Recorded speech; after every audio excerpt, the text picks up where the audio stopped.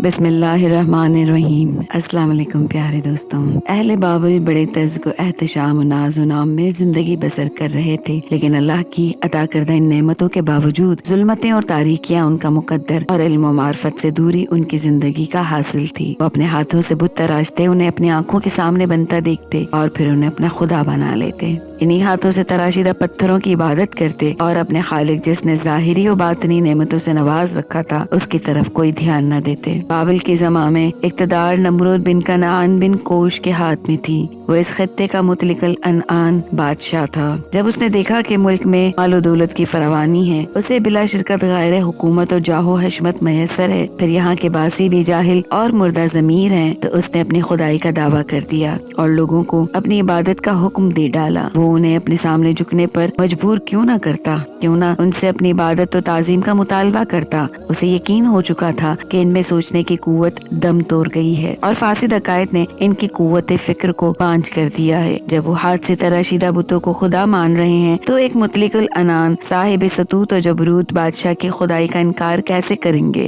बाबुल की सल्तनत के एक छोटे शहर फदाम आवरम में एक बच्चा पैदा हुआ जिसका नाम इब्राहिम तजवीज़ हुआ। इस बच्चे का कफील उसका चचा आज़र था। अल्लाह करीम ने इस बच्चे को रुश्द व हिदायत की दौलत से नवाजा। उसने अपनी रोशन ख्याली, फहम और फरासत से बुतों की खुदाई से इनकार कर दिया और वही इलाही से इस हकीकत का इतराक पा गया कि माबूद हकीकी तो ज़ाते ही यकता है। कायनात के जर्रे जर्रे में इसकी जलवा नुमाई है। सारे आलम पर उसी की गिरफ्त और कब्जा है। वो समझ गया कि ये बुत जिनकी लोग इबादत करते हैं, ये मूर्तियाँ जिन्हें हाथों से तराशते हैं, इन्हें अल्लाह ताला के अजाब से महफूज नहीं रख सकती और ना इससे कुछ फायदा दिलवा सकती हैं। ये सोचकर उसने अज़्म मुसम्मम कर लिया कि वो जरूर बजरूर तौहीद की तबलीग करेगा। उसने तहिया कर लिया कि वो हर हालत में अपनी कौम को शिर्क की लानत से निजात देगा और उन्हें बेरारवी से भटकता नहीं छोड़ेगा। इब्राहिम अलैहिस्सलाम का दिल नूर ईमान से लबरेज था। उन्हें खालिक की कुदरत पर कामिल यकीन और पुख्ता वसूक था। वो इस हकीकत को दिल की गहराइयों से मानते थे कि मौत के बाद एक दूसरी जिंदगी है। उखरवी जिंदगी में इंसान को अपने अमाल का हिसाब देना है, लेकिन इस कामिल यकीन और वही खुदाबंदी की रविश के बावजूद वो चाहते थे कि ईकान की ये दौलत और बढ़े,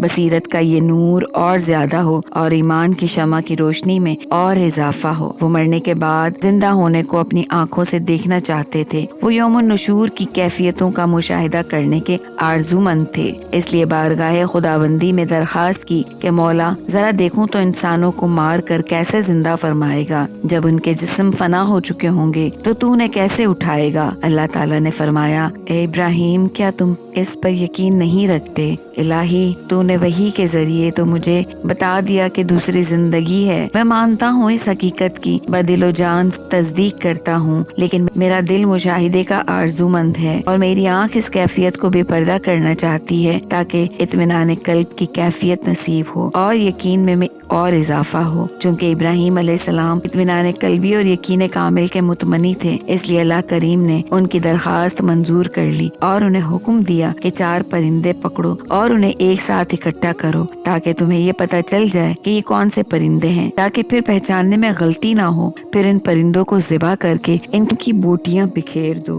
और सामने इनके तमाम पहाड़ों पर एक एक बोटी रखाओ। फिर यहाँ खड़े होकर इन्हें आवाज दो। फिर देखो कि किस तरह वो ज़िबा शुदा परिंदे दोबारा जिंदा होकर दौड़ते हुए आते हैं। ये सब मेरी कुदरत से होगा। जब हजरत इब्राहिम अलैहिस्सलाम ने ऐसा किया तो हर एक जुज़ दूसरे जुज़ से जुड़ गया। जगह जगह से टुकड़े इकट्ठे हो गए और फौरन मुर्दा जिस्म में हयात दौड़ गई और परिंदे अल्लाह की कुदरत और इरादे से दौड़कर आपके पास पहुंच गए। ये जात की एजाज आफरीनी थी जिसे जमीन और आसमानों की कोई चीज आजिज नहीं कर सकती। आज़र महज बुत परस्त न था बल्कि पुत तराश और बुत फरोश भी था। आज़र इब्राहिम अलैहिस्सलाम का कफील और बहुत करीबी था, इसलिए वो रहनुमाई और नसीहत का सबसे ज्यादा मुस्तहिक था। आज़र के साथ नेकी का बेहतरीन तरीका ये था कि उसे राह मुस्तकीम की तरफ हिदायत की जाए। फिर इस वजह से भी आज़र की रहनुमाई जरूरी थी कि वो उन बुतों को नक्श देता था, तराशता था और उन बुतों की इबादत का दाई था। इसलिए वो सिर्फ बुत फरोश और बुत तराश ही नहीं, गुनाह का दाही और इस फितने का सबब था। ऐसे शख्स की रहनुमाई अल्लाह की रजा का मौजिब थी।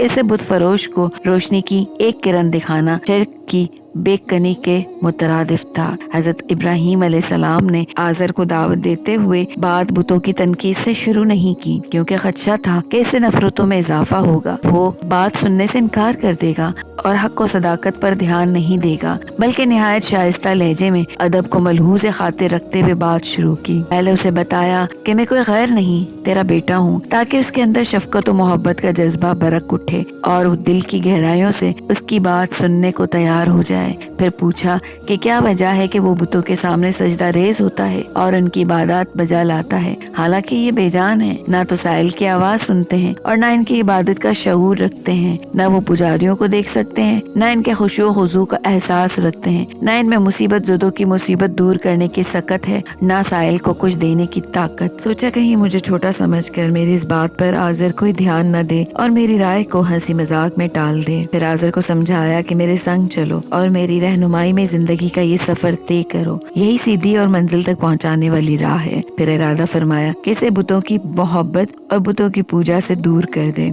इसलिए इसे बावर कराने की कोशिश की कि बुतों की परस्तिश और उनके सामने न्याज़मंदी शैतान की इबादत है। शैतान हमारा खुला दुश्मन है। इस जालिम ने अल्लाह की नाफरमानी की और चैलेंज किया कि लोगों को गुमराह करेगा। उसका मकसद सिर्फ हलाकत और शरारत है। हजरत इब्राहीम अलैहिस्सलाम ने उसे ये नसीहत की तो उसने आपकी बात मानने से इनकार कर दिया और कहा, आज से तू मेरा बेटा नहीं, और अपनी इन हमाकतों को ना छोड़ा और उसी डगर पर चलता रहा तो तुझे पत्थर मार मार कर खत्म कर दूंगा। मेरे घर में तेरे लिए जगह नहीं, जा यहाँ से चला जा। तुझ पर एहसानात का सिलसिला आज से बंद हो गया।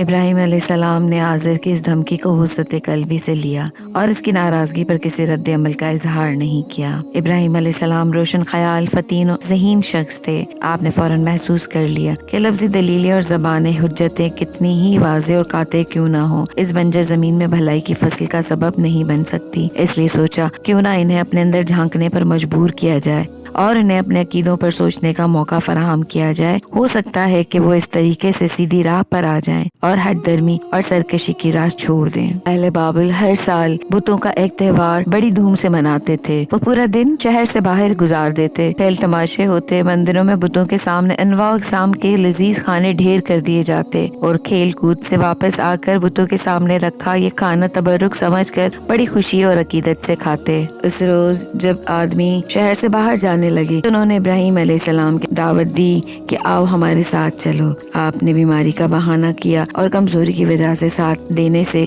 माजरत की, लेकिन उन्हें कोई बुखार नहीं था, वो बिल्कुल बीमार ना थे। हाँ, आपकी रूह में एक दर्द था, आपका दिल बहुत परेशान था, आपका जिगर अपनी कौम को शिर्क में मुब्तला देखकर टुकड़े टुकड़े हुए जाता था। वो गम और गुस्से से फटे जाते थे क्योंकि अपनों ने उनके निदा पर लब्बैक नहीं कहा था।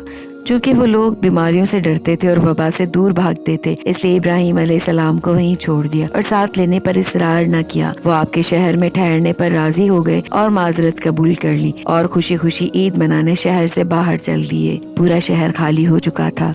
मर्द जन, बूढ़े बच्चे सब ईद मनाने शहर से बाहर जा चुके थे। बुत खाना भी वीरान और सुनसान पड़ा था। यहाँ भी कोई पुजारी और कोई पुरोहित मौजूद नहीं था। तमाम शहर से बाहर रंगरलियों में मसरूफ थे। अब इब्राहीम अलैहिस्सलाम थे और ये शहर और बुत खाना था। जब फिजा जासूसों से खाली हो गई तो इब्राहीम अलैहिस्सलाम बुतों की तरफ गए और बड़े मंदिर में दाखिल हो गए। क्या देखते हैं कि पूरा मंदिर मूर्तियों से भरा पड़ा है।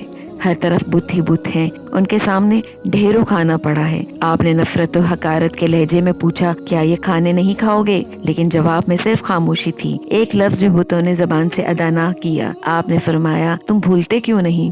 वो तो घड़े हुए पत्थर थे, क्या जवाब देते? तराशीदा लकड़ी के टुकड़े थे, उन्हें क्या खबर कि कोई मुखातिब है।